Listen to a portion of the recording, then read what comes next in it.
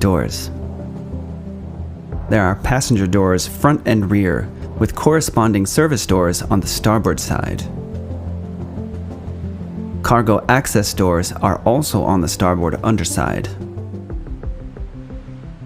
Smaller overwing emergency doors are located just above each wing.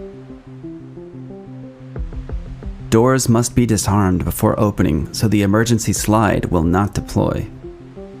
An overpressure light, visible from the inside and outside the door, indicates whether the pressure differential would permit safe opening.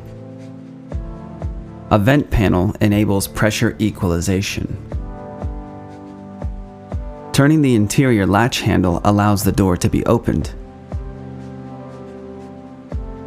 There's also an externally accessible door latch. The door rides on a hinge arm to swing out and away from the plane body, with stabilizer bars to guide its path.